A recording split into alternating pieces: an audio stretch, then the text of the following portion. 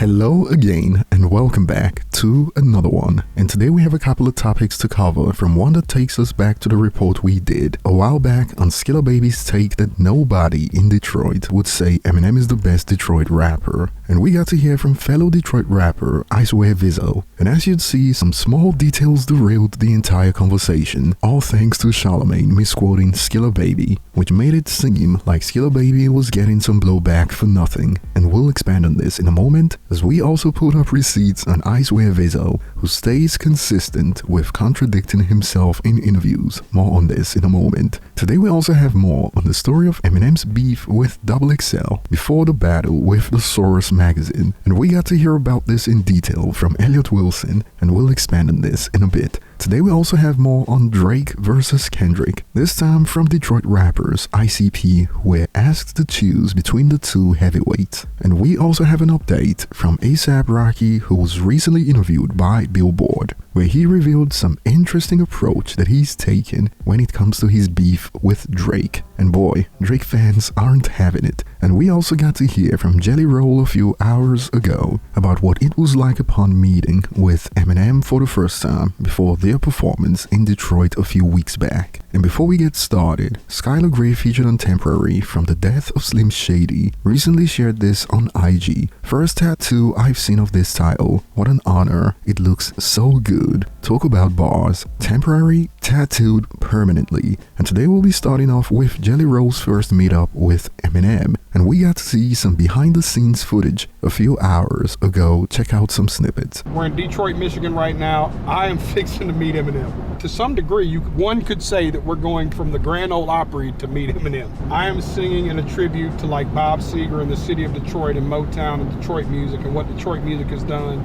40-year-old Jason D. Ford is losing his mind, because I know for sure that 15-year-old Jason D. Ford would faint. This is unreal. Guys like Eminem we're proud to be from Detroit, Michigan, because superstars don't come out of Detroit, Michigan. How you doing?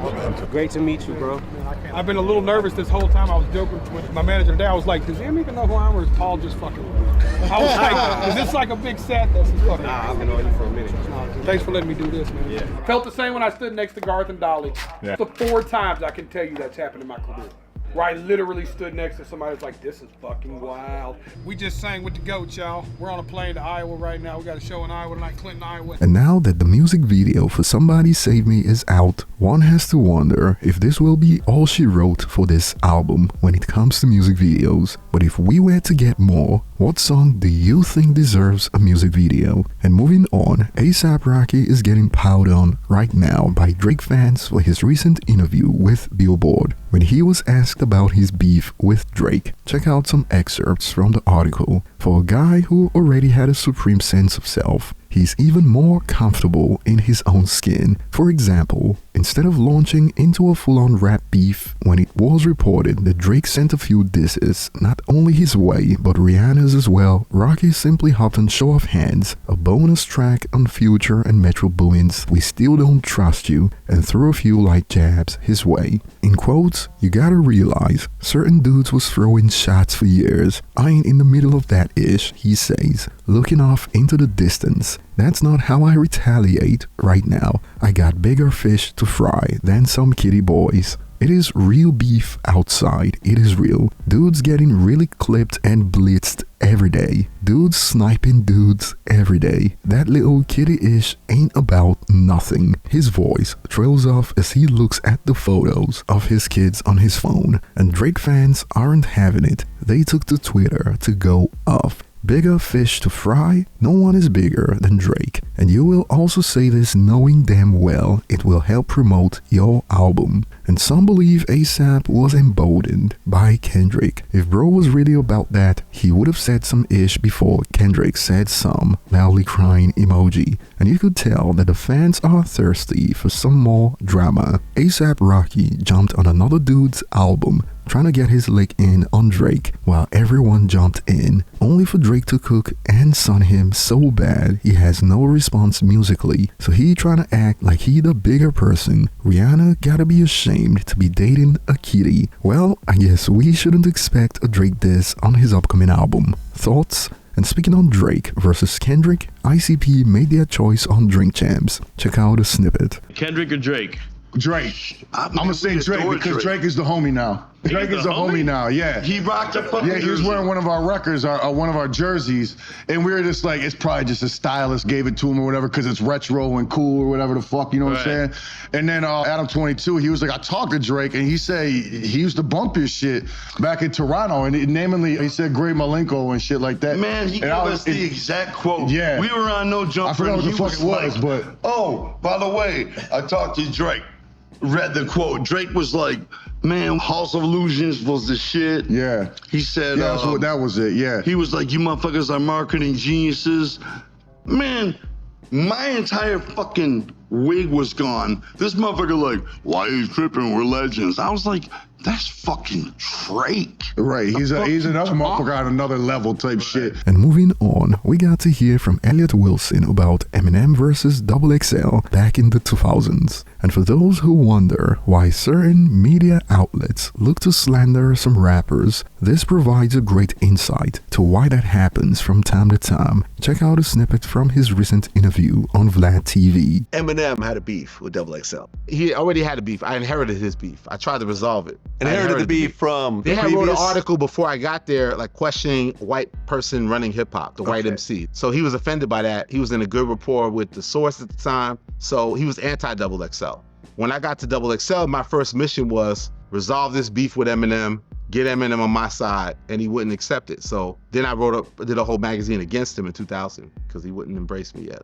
And then he dissed us on the Marshall Mathers album. Exactly. That was a slight. Because the first issue, I did put a nasty illustration that I regret to this day about his mother spanking him. So he's talking about that. Go to the back of the magazine, picture my big white ass. He's talking about the exact first. That's my first issue. So he's talking about that. But it's legendary, man. Look, I got this on the title track of Marshall Mathers' LP, the classic. So. Yeah, he said, to top it off, I walked to the newsstand to buy this cheap-ass little magazine for the food stamp. Skip to the last page, flip right fast, and what do I see? A big picture of my big white ass. Okay, let me give you motherfuckers some help. Double XL. Now your magazine should have so much trouble to sell. Oh, fuck it, I'll even buy a couple myself. Thank you, Stanley. My first issue. And that wasn't even my intent. Was I trolling Eminem? I didn't think I was. I didn't know what I was doing, man. So he was salty that Eminem wouldn't agree to his demands and use his magazine to slander him. I'd say it turned out much better for him than another hip-hop media exec who is still paying the price to this day. I don't want to talk about it no more. I don't want the you want me to do? Come on, man. Come on, man. And speaking on media personalities falling out with celebrities and using their platforms to go scorched earth, Vlad recently got into it with actor and comedian Marlon Wayans when he reportedly contacted him for an interview and his asking price was $40,000. That was all it took for hell to break loose, so these things happen more often than people realize. And moving on, I swear Vezzo was recently on The Breakfast Club and he was asked about what it was like when he met up with Eminem and also his thoughts on Skilla Baby saying that no one in Detroit will call Eminem the GOAT. And pay attention to this because it just shows some subtle manipulation in play, whether knowingly or unknowingly, that changed the entire context of the conversation. Check it out. What did he say to you when he bumped in? I know it had to be awkward at first because it wasn't like immediate. It was mad awkward, you know what I'm saying? But we just, hey, bro, it's all love. I respect you, bro. Ain't nothing like that. I feel how I feel. You know what I mean? Well, he like, I see what you're doing. We kept it moving, bro.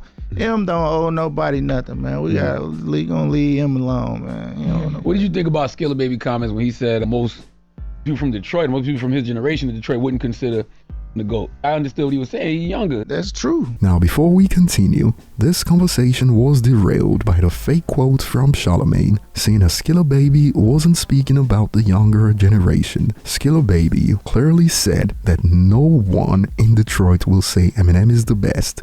The best Detroit rapper is Eminem, but the gag is... I don't know, because if you think number-wise, Eminem is the best Detroit rapper, but the gag is nobody would say that in Detroit. Woo! Now, number-wise, Eminem, but nobody in Detroit plays Eminem right now, I'm not gonna lie.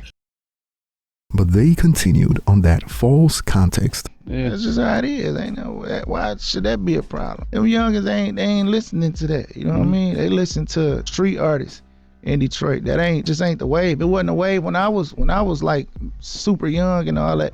We was listening to the Street Lords and the Cheddar Boys and Mae West and the Lodge Boys. Like we always like street artists and street music. We wasn't rocking to that. That just ain't it. M got a fan base, you know. He got his fan base, people that like that kind of music, and the music that he make, it's a way bigger audience to it. So if I was him, I wouldn't even care if a certain audience don't listen to me anyway, because I got a way bigger audience. But it was true what Skilla said. He got some flack for that too, didn't he? Yeah, he did. Yeah. I don't understand that though. It was just true. Shit, that's what it is. Put it like this, right? Is the youngins in New York listening to Jay-Z? Probably not. Probably not. No. Same scenario. It's the same certain thing. songs, I'm sure, but you know, but I doubt that, to be honest with you. And of course, although I swear Vezzo was misled by Charlemagne's context, we still remember that this is also I swear Vezzo a while back. As a fan, I love Eminem music. I grew up listening to Eminem when I was a shorty. When I was like super young and all that, we was listening to the Street Lords and the Cheddar Boys and Mae West and the Lodge Boys. Like we always like street artists and street music. We wasn't rocking to that. That just ain't it. Damn.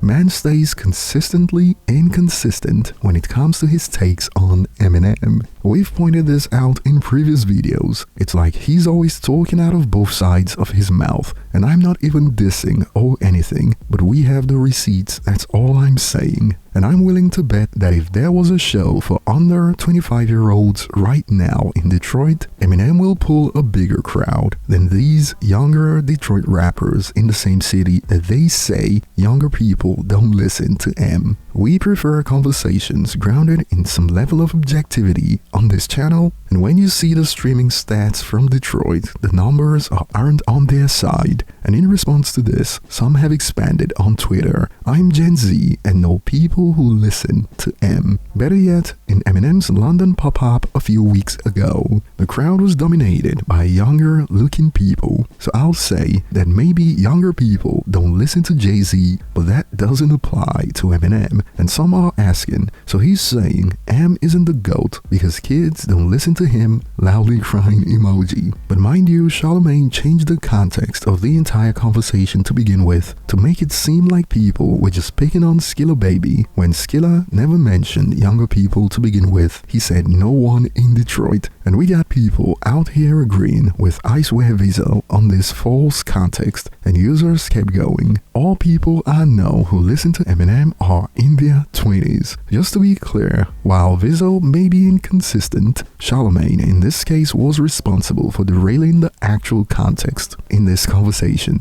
But over to you guys, share your thoughts below, thanks for watching, and see you on the next one.